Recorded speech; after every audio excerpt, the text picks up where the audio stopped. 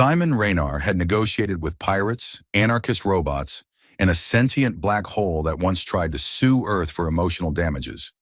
But none of them had made him sweat through his diplomatic robes the way Queen Sarastra did just by sitting in a chair. Her throne wasn't really a chair. It was some kind of semi-living skeletal tree, silver and luminous, that grew out of the floor with creaking whispers and curled around her like a lover. She didn't sit, she reigned. She didn't blink, she surveyed. And she didn't speak, not yet. She listened, and that was somehow worse. The room was a marvel of neutral engineering.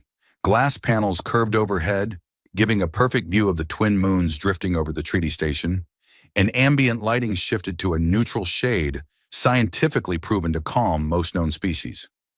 Simon suspected it had the opposite effect on humans. It made everything feel like it was happening underwater, or in a dentist's waiting room.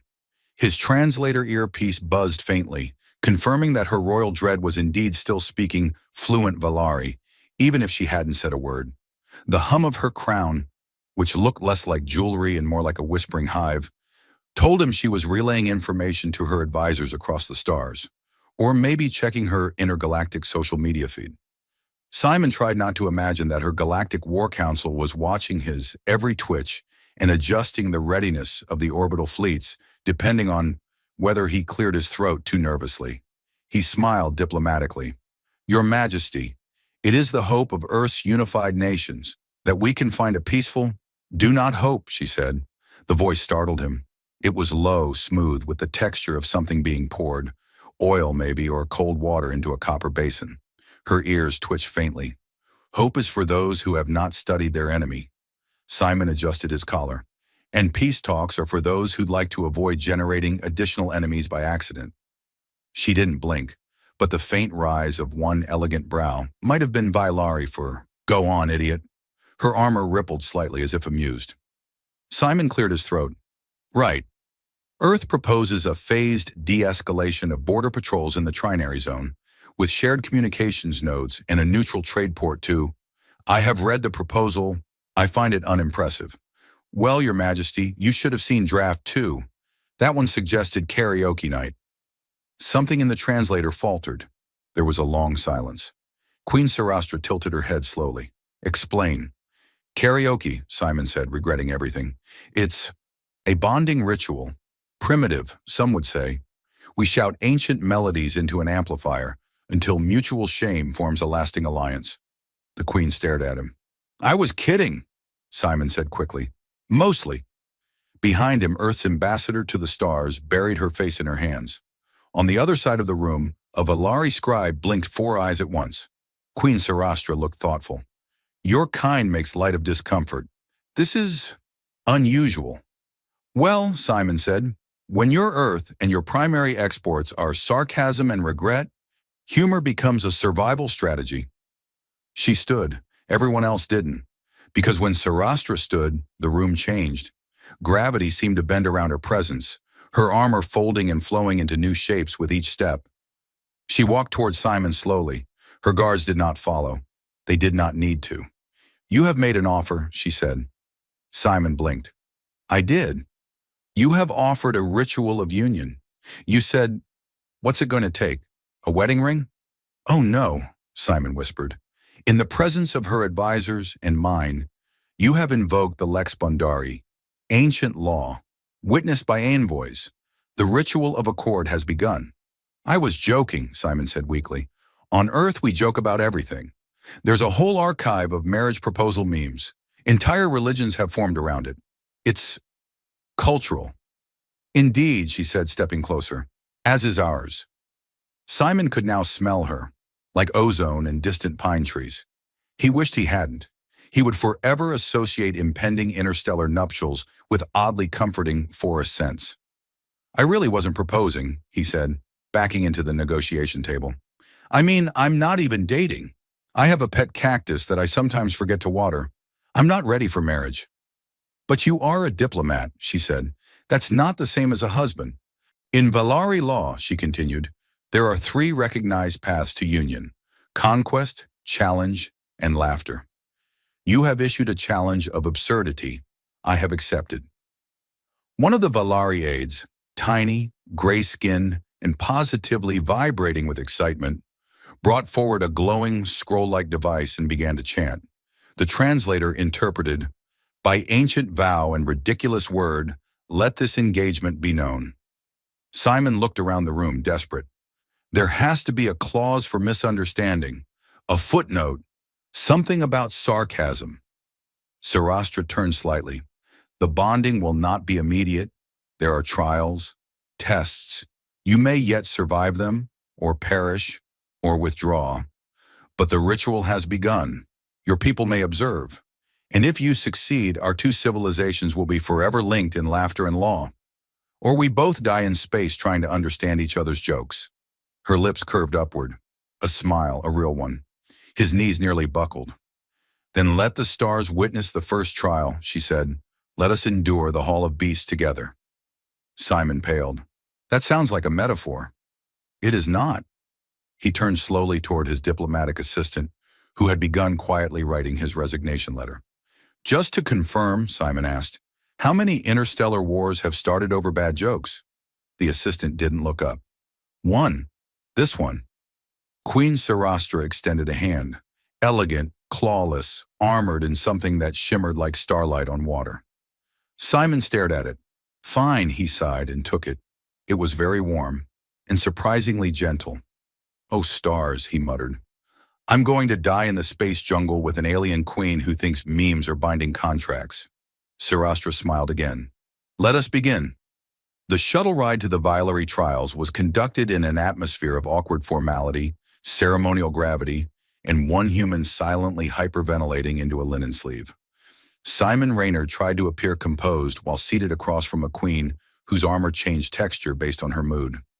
At the moment, it was humming quietly, like a hive preparing for winter, which, according to the diplomatic briefing, meant she was pleased. This did not comfort him.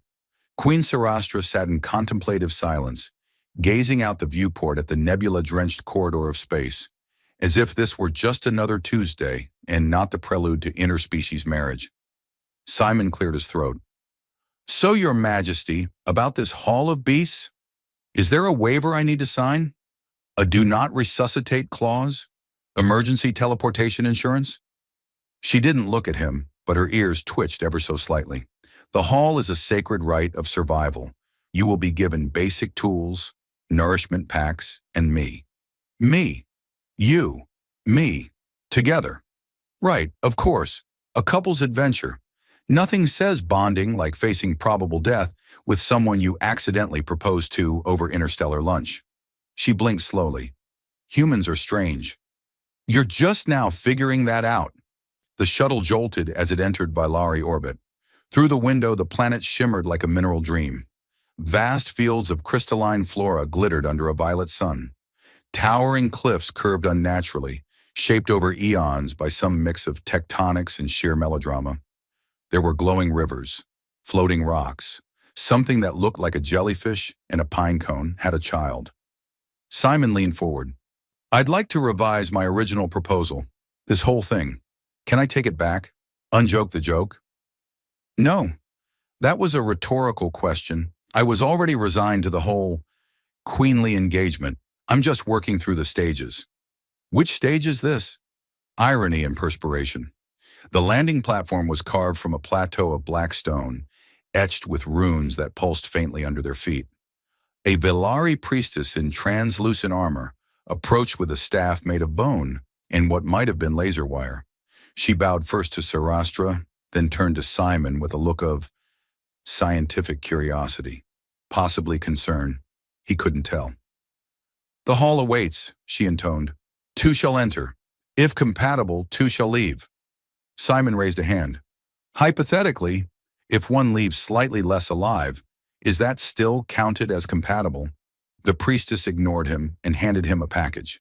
Simon tore it open and found, of all things, a modest pack containing a knife that vibrated ominously, a spherical device labeled Emotion Beacon, 3 strips of compressed nutrition bars shaped like geometric despair, and a flare gun that had a tiny instruction manual entirely in Valari script. No pictures. Queen Sarastra received no pack. She simply looked over at him and said, "Try not to cry. The beast can smell emotional weakness. Well, that's great, because I reek of existential dread. They stepped through the shimmering archway together. Hilary, the Hall of Beasts activated, locking them into what could only be described as an artificially maintained biome with changing gravity, unpredictable weather, and a suspicious number of hidden observation drones. Simon tripped over a root within the first 3 minutes. By hour 1, Simon had twisted his ankle twice, named a curious reptilian creature Gerald, who hissed politely and vanished into the ferns, and learned that Sarastra could leap 20 feet vertically without losing her poise. She led them through the terrain with unnerving efficiency, occasionally slicing through undergrowth with her arm blades and once halting abruptly to let a stampede of translucent tusked beasts thunder past.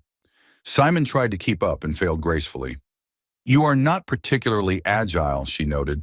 "I'm aerodynamic in a metaphorical sense." "That is not helpful. You're not the first woman to tell me that." They paused beside a steaming pool with lavender mist rising from its surface. Sarastra knelt beside it, dipping 2 fingers into the liquid and sniffing. "Drinkable?" "Hallucinogenic." "Okay, so no sips, unless this goes really badly." Later, as dusk fell, or at least the sky dimmed in a theatrical, almost stage fashion, Simon found himself facing what looked like a 4-eyed bear with solar panels for fur. It roared and the translator stuttered, but managed to extract, "Leave now, meat beings." Simon raised his flare gun, reconsidered, then pointed the emotion beacon instead. "What are you doing?" Sarastra whispered. "Attempting diplomacy." The beacon emitted a soothing chime. The bear thing blinked. "See?" Simon whispered. "I'm radiating peaceful intent." The bear roared again and charged. Sarastra stepped in front of him, armor flaring. She didn't draw a weapon. She was the weapon. There was a blur, a shriek, a flash of heat and noise. When Simon dared to look again, the bear thing was gone, sulking into the distance with a limp and what could only be described as a bruised ego. "I was getting through to it," Simon said. "You were getting eaten." Potato. That night they made camp beneath an enormous canopy of phosphorescent vines. Simon tried the nutrition bar and discovered it had the texture of chalk and the taste of old promises. He tossed the rest to Gerald, who reappeared just long enough to eat it and vanish again. Sarastra sat beside him, quiet. Her long ears caught the glow of the flora and twitched now and then. "You were not useless today," she said. "I'm putting that on my tombstone." She looked at him. "You are unlike other diplomats." "I'll take that as a compliment." "It is not. Most of them would have died by now." "Well, I'm still here," Simon said. "Somehow, with only mild trauma." "You survived because you did not panic." "Oh, I panicked. Just very professionally." They sat in silence for a while. Finally, she asked, "Why did you joke?" Simon sighed. "Because things were tense. Because sometimes, when everything's spinning out of control, humor is all that keeps us from falling apart. Because I didn't know what else to say to someone who makes my spine lock up just by looking at me." Sarastra tilted her head. "You find me intimidating." "I find black holes less intimidating." She smiled. "Good." Simon rolled over and stared up at the unfamiliar stars. "So, what's the next trial?" "Tomorrow," she said softly, "we face each other's pasts." "Lovely," he murmured. "Hope your past likes sarcasm." Her voice just above a whisper. "I hope yours likes poetry." Simon closed his eyes. He wasn't sure if he was falling asleep or falling in love. Possibly both. The trial began at dawn, which was a generous term given that Valari dawns arrived in a sequence of color-coded light pulses rather than a sunrise. Simon woke to find his surroundings bathed in alternating hues of teal, bronze, and what he could only describe as existential fuchsia. His back hurt, his neck hurt, and there was something perched on his foot that hissed with familial disappointment when he moved. Sarastra stood already awake, already perfect, already terrifying in that same way a glacier might be terrifying. Not because of speed, but inevitability. She looked down at him. "It is time," Simon groaned. "Time for the next trial? Number time for you to apologize to that nesting mammal." He looked down. The thing on his foot was shaped like a pillow. if pillows were aggressive, bioluminescent, and emitted a low-frequency rumble of disdain. "I'll send it a fruit basket," he muttered. They trekked toward the trial chamber, which in this case was a reflective obelisk embedded in the ground, like some kind of divine thumb drive. A Velari emissary stood nearby with a device that looked suspiciously like a handheld waffle iron. She greeted them with a ceremonial phrase that, through Simon's translator, became, "Welcome to the Chamber of Memory. No refunds." Sarastra accepted the device with a nod. "Prepare yourself, human. This trial will force us to share that which shaped us." Simon frowned. "You mean our childhood trauma?"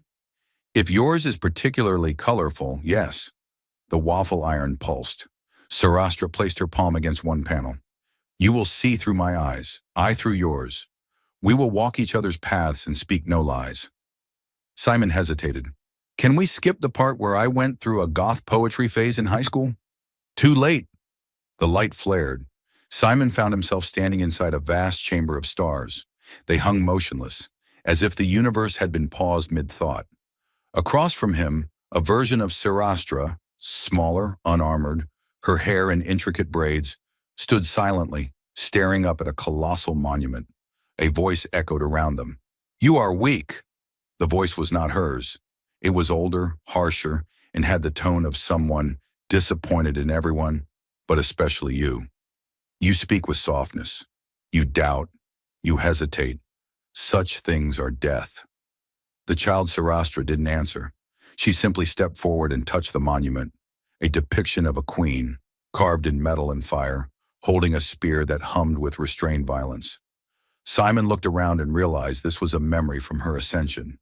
Not coronation, not ceremony. A trial. She had faced something monstrous. No, someone. An elder, armored and cruel, demanding she choose violence over mercy. She had refused, and she had bled for it. In the memory, she stood between a crying sibling and a blade, and Simon felt her scream tear through his chest like a second heartbeat. Then the scene changed. She saw him now, 16, in a school auditorium, standing on a makeshift stage decorated with inflatable planets. He wore a borrowed blazer and held a microphone that had too much feedback.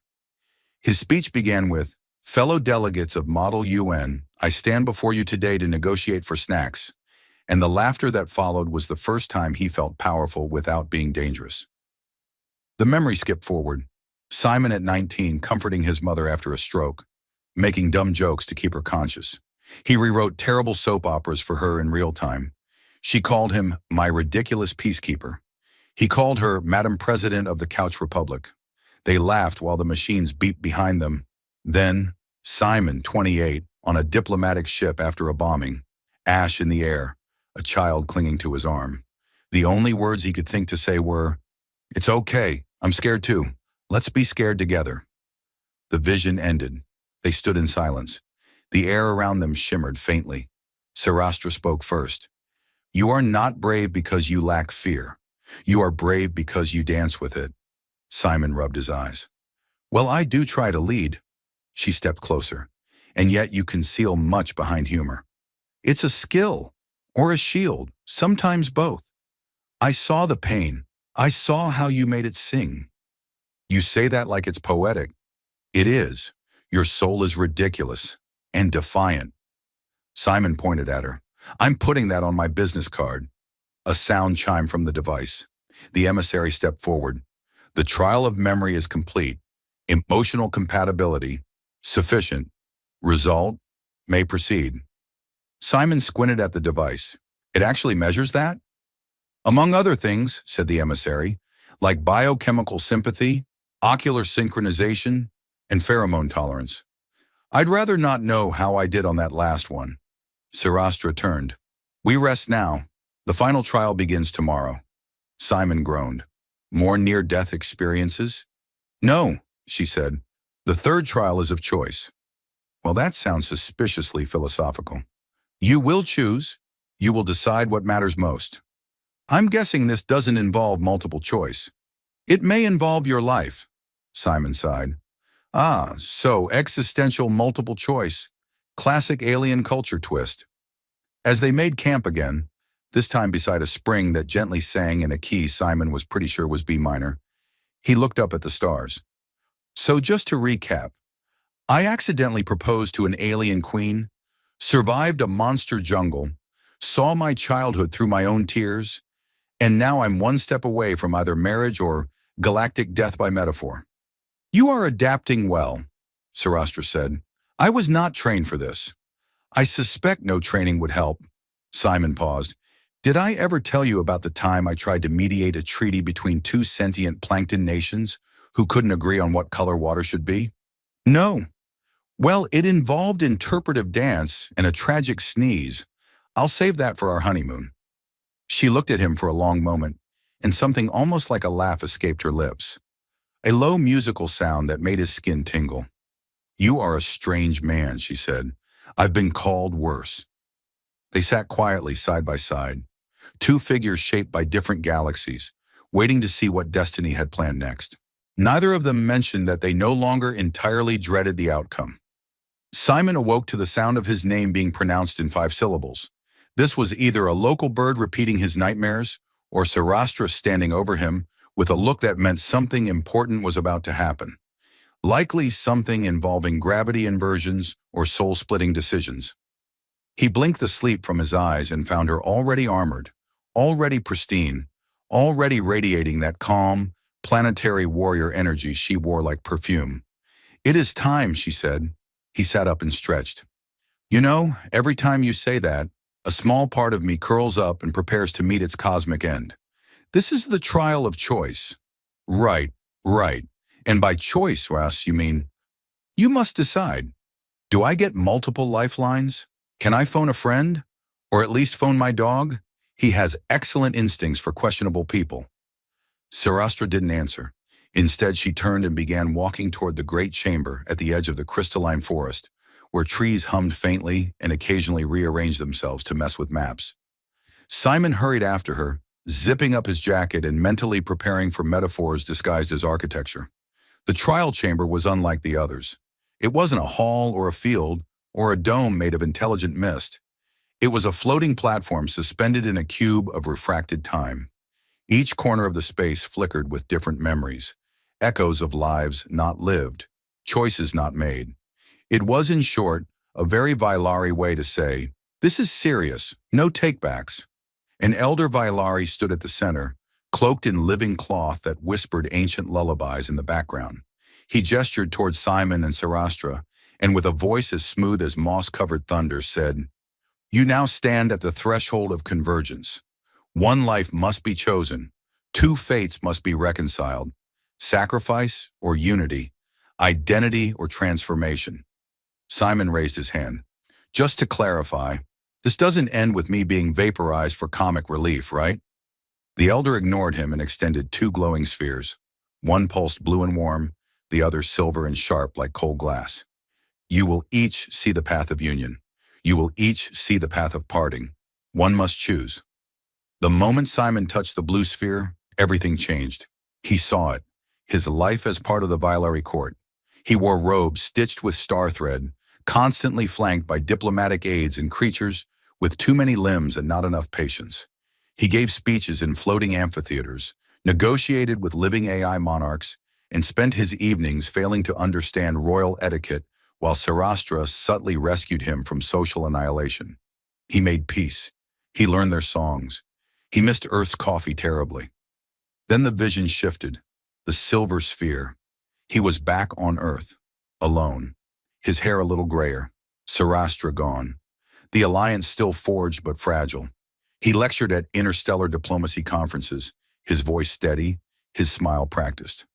At night he walked alone by the docks of New Pacifica, remembering the way her voice had sounded when she tried human idioms and got them gloriously wrong. Peace had come, but the cost echoed. When the vision ended, he staggered back, blinking. Sarastra stood silently watching him. I saw as well. Let me guess, Simon said. In one version you end up ruling alone, but with intergalactic stability. In the other you share your crown with a man who once got lost in a circular hallway. She looked at him. You gave up much in both. In one path, you lose home. In the other, you lose me. I'm sensing a pattern here, he muttered. The elder turned to Simon. What do you choose? Simon hesitated. Do I have to decide now? What if I want to consult a wise old hermit on a mountain first? Or Google it? No. He looked at Sarastra. She looked at him. There was a silence that had nothing to do with absence and everything to do with a universe holding its breath. I choose the ridiculous path, Simon said. The improbable one. The one with awkward dinners, mistaken customs, and the very real possibility that I'll accidentally insult an emperor because I didn't pronounce his name with the correct nasal click. The elder blinked slowly. I choose her, Simon said, and whatever madness comes with that. Sarastra stepped forward, touched the blue sphere again, and said, Then I choose him, and his sarcasm, and his persistent refusal to take anything seriously. You say that like it's a flaw, Simon said. It is your charm. The elder raised both arms. Then so it shall be. The union proceeds. The stars acknowledge. The blood pact will be witnessed. The ceremonial orb of unity shall now descend. Simon turned to Sarastra. Please tell me that's a metaphor. A glowing orb lowered from the ceiling and hovered between them. It buzzed. Of course it's not, Simon muttered, because nothing is metaphorical when aliens are involved. Except everything. They each placed a hand on the orb, which immediately scanned their DNA, cultural signatures, temporal alignment, and preferred breakfast items. It hummed, glowed, then emitted a small puff of celebratory glitter gas. A melodic voice echoed, Bond confirmed. Cosmic accord pending. Please enjoy complimentary symbolic tokens and celebratory pastries in the next chamber. Simon stared at the orb. Did it just say pastries? Yes, Sarastra replied. I knew I was marrying into the right culture. They exited the trial chamber to find an assembly of diplomats, representatives, and oddly shaped delegates waiting in ceremonial garb. There were gift baskets. There was a dessert table. One ambassador, shaped like a tangle of metallic ribbons, presented Simon with a scroll that hissed, You are now legally bound to the Queen of Vailari. Your face will be printed on currency. Simon blinked. Can we? Not. It is mandatory. A human diplomat, red-faced and sweating, ran over. Reynard, are you insane? We were still drafting the secondary clauses. This wedding thing, it's happening. Yes, Simon said. Also, I want hazard pay and a muffin. The diplomat opened his mouth, closed it, then just waved a hand. Fine, but if there's a war because you mispronounced a toast, I'm writing it into your obituary. Simon grinned. Make it a funny one. Sarastra stood beside him as the crowd formed around them. Ceremonial music started, a series of harmonic frequencies that gently massaged the brain and caused Simon's left eye to twitch rhythmically. He turned to her. Do all Vailari weddings involve terrifying choices and accidental pastries? Yes. Good, he said. Wouldn't want to break tradition. She reached out and took his hand. This time, he didn't flinch. The wedding was scheduled for precisely 17 hours past the alignment of Vailari's twin moons, a moment considered highly auspicious, slightly disorienting, and ideal for making lifelong decisions. Simon stood in the Hall of Harmonies, wearing a formal tunic embroidered with diplomatic clauses, love poetry, and, somehow, a clause about muffin rights he was fairly sure he joked into reality. His shoes kept whispering affirmations. He asked them to stop. They did not. Beside him stood a spherical diplomat from the Quiche Confederacy, humming anxiously. It is customary, yes, for the human to sweat, or is it the beginning of biological collapse? I'm fine, Simon muttered. Just merging cultures, and nerves, and possibly interstellar allergies. The wedding space shimmered with refracted light from 10 different star systems. Musicians played instruments that resembled sentient umbrellas and made music that felt like nostalgia, and tax season had collided gently. Guests included entities shaped like equations, one polite swarm of philosophical bees, and Simon's Aunt Lila, who kept asking if the ceremony had an open bar. Across the chamber, Sarastra entered wearing the ceremonial armor of her ancestors, woven from light, history, and sharp disapproval. Yet her expression was unreadably soft. She walked with the slow, deliberate grace of a queen raised on planetary burdens, and Simon suddenly forgot every speech he'd prepared. His mouth was dry. His brain invented 30 new ways this could go wrong. The officiant, a crystalline being named Varnak 7, began the rite. This is not merely a fusion of bodies or crowns. This is the intersection of stories. The treaty that began in jest has become a living bond. Let it be witnessed. Simon glanced at Sarastra. Ready to make the biggest bureaucratic mistake in 2 galaxies? She tilted her head. Only if you promise to continue embarrassing me in public. Daily. The ritual proceeded with traditional Valerie gestures, one involving synchronized breathing, one involving a psychic projection of your worst childhood haircut, and one where they each took turns listing a flaw about themselves, followed by a compliment to the other. Simon, ever diplomatic, began with, I cannot fix things. Not really, I talk, I stall well, but I don't always know what people need. Sarastra replied, you make the universe smaller, less cold, more absurd. It is not a flaw. But I understand your shame. He blinked. Is that your version of a compliment? It was heartfelt. Now I'm definitely crying later. The final ritual required them to place their hands in the oath flame, a blue fire that burned not flesh, but doubt. It reacted to hesitation. If either of them wavered, the flame would vanish and the wedding would be canceled with formal apologies and a surprisingly judgmental cloud of smoke. Simon reached out.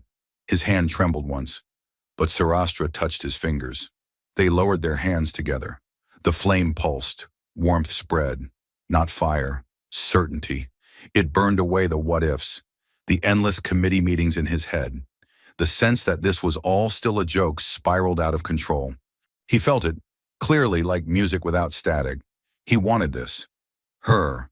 Not because of fate, or duty, or galactic peace talks, but because she challenged him, terrified him, delighted him. She made the impossible feel optional. The flame roared upward. The officiant declared the bond sealed. Then there was clapping and buzzing, and a cheer from the table of temporal ambassadors who'd already begun drinking fourth-dimensional wine and were briefly existing both at the wedding and also 2 days after the honeymoon. Simon turned to Sarastra. So, this makes me first consort of Vylari? You will be expected to sit in state meetings, offer insight, and look dignified. Oh, that last one's going to be a stretch. Dignity is flexible. You say the sweetest things. The reception that followed was held aboard the Vylari flagship, which adjusted its gravity to accommodate 20 different species. The human delegation brought gifts, mostly confusedly optimistic ones like plant seeds and acoustic guitars, and the Vylari gifted Simon a small hoverpod that translated sarcasm into 20 galactic dialects. He named it Gary. Diplomatic ties between Earth and Vylari tightened. Joint missions began. Trade agreements were signed, disputed, revised, and occasionally annotated with doodles from Simon's margin notes. Schools opened on both planets. Children learned each other's stories. And laughter, unexpected, contagious, gloriously undiplomatic, became a shared language. Simon grew into his role. He learned how to hold silence when needed, to listen deeper. His jokes sharpened. His empathy widened. He helped avert 3 wars by offering tea and terrible limericks. Once he and Sarastra co-chaired a summit by pretending to argue theatrically in front of nervous ambassadors until the room relaxed enough to compromise. And privately at night, in the quiet echo of their shared chambers, they lay together, reading ancient treaties and bad romance novels aloud to each other, arguing about plot twists and the proper texture of pancakes. Simon sometimes dreamed about that first moment, the joke that started it all, the absurd, half-panicked quip tossed into a room full of sharp minds and sharper weapons. He wondered if some small part of him had meant it even then. He never asked. He didn't need to. Years passed. The galaxies turned, and across stars and languages, across politics and pain, a single joke endured, still echoing through 2 civilizations, still told in classrooms and council halls. Did you hear the one about the human who proposed to the alien queen? Yes, they had. and it ended happily ever after, with laughter and pastries and peace.